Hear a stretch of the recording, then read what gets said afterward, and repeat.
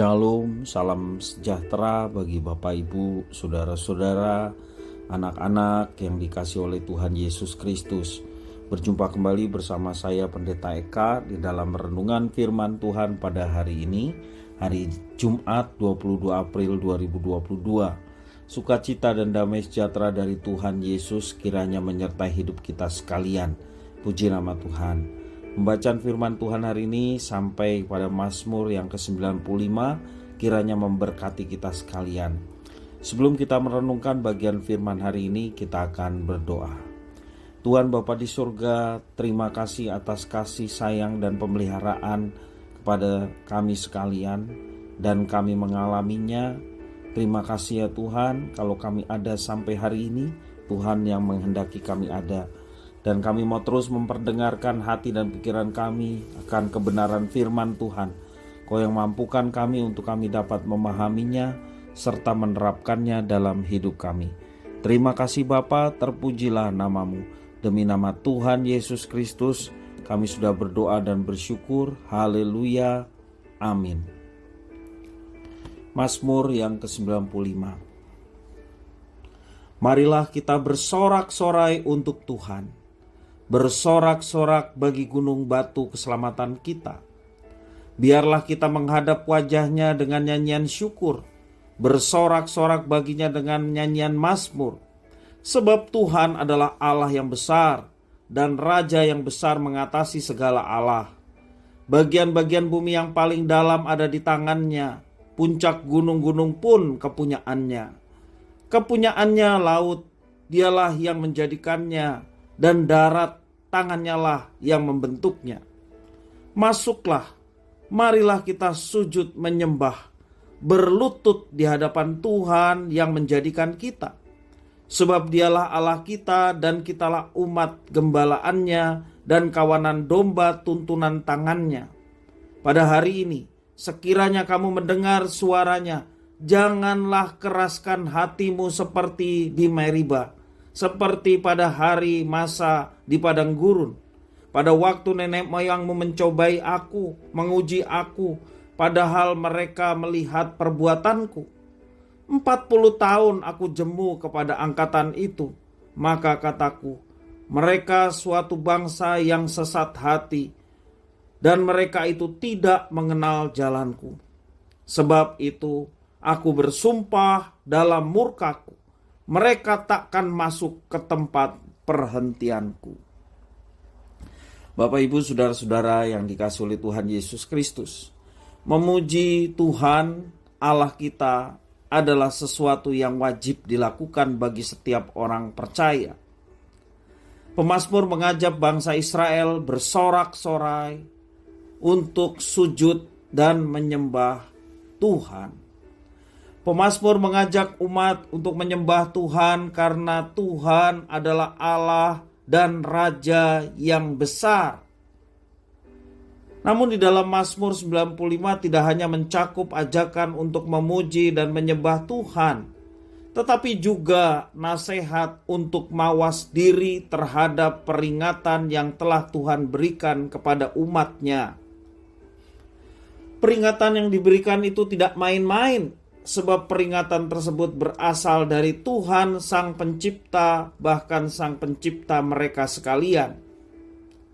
Pada awal penulisan, pemazmur mengajak umat memuji Tuhan Allah.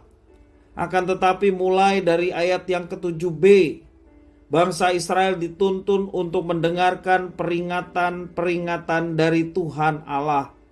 Seruan Tuhan dalam Mazmur yang ke-95 mengingatkan bangsa Israel dalam 3 hal. Yang pertama, jangan keras kepala dan bebal. Sekali lagi, jangan keras kepala dan bebal. Artinya, seruan dan peringatan Allah harus direspon dan tidak boleh diabaikan. Itu yang dimaksud jangan keras kepala dan bebal. Harus merespon dan jangan mengabaikan.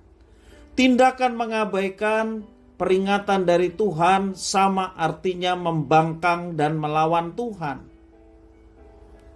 Sikap ini dilakukan oleh leluhur bangsa Israel dalam peristiwa di Masa dan di Meriba. Firman Tuhan Perjanjian Baru juga mengingatkan kepada kita, jangan kita mengeraskan hati terhadap didikan yang baik. Dan sudah lupakah kamu akan nasihat yang berbicara kepada kamu seperti kepada anak-anak? Hai anakku, janganlah anggap enteng didikan Tuhan, dan janganlah putus asa apabila engkau diperingatkannya.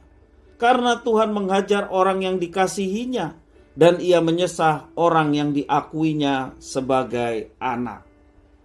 Demikian dalam Ibrani pasal 12 ayat yang kelima. Demikian juga Bapak Ibu Saudara-saudara yang dikasihi oleh Tuhan, seruan di dalam Mazmur 95 ini mengingatkan bangsa Israel, baik yang pertama jangan menjadi keras kepala dan bebal, dan yang kedua jangan mencobai Tuhan. Apa perbedaan besar antara menguji dan mencobai? Motif menguji selalu mencari bukti terhadap suatu kebenaran. Sedangkan motif mencobai adalah menyangkal kebenaran sebagai fakta yang valid. Dalam hal ini leluhur bangsa Israel telah mencobai Tuhan Allah di Masa dan di Meriba, karena mereka bukan hanya menolak kebenaran yang telah dialami, tetapi juga mau mengatur Tuhan untuk tunduk kepada keinginan mereka. Mengatur Tuhan, mencobai Tuhan.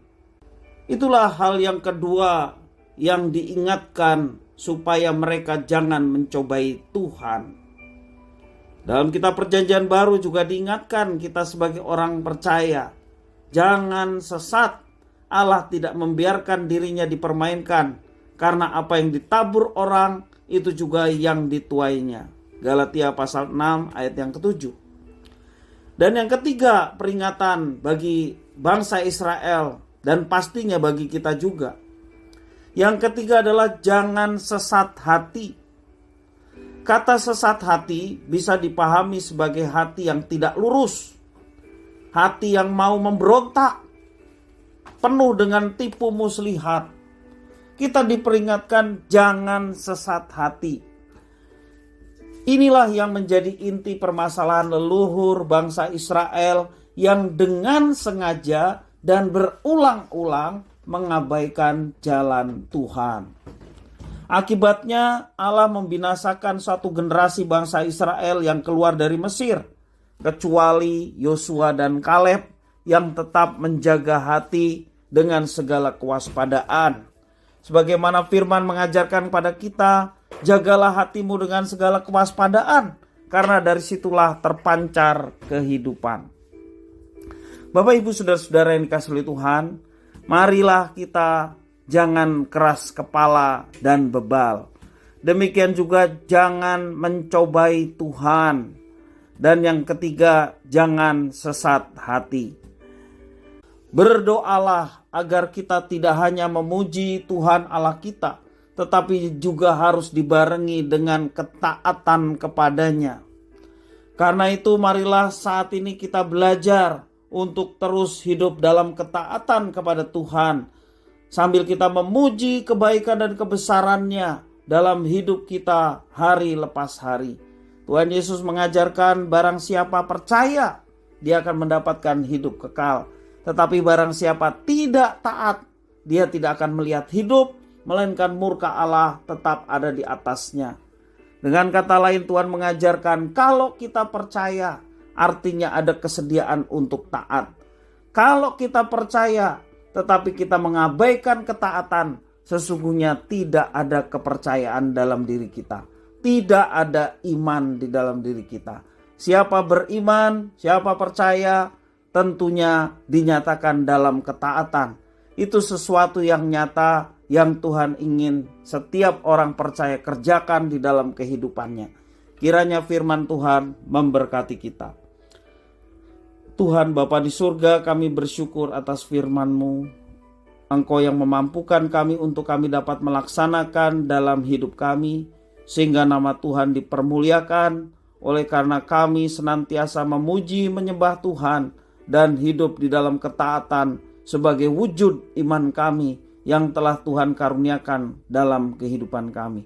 Terima kasih Bapa di surga atas firman Tuhan. Demi nama Tuhan Yesus kami berdoa. Haleluya. Amin.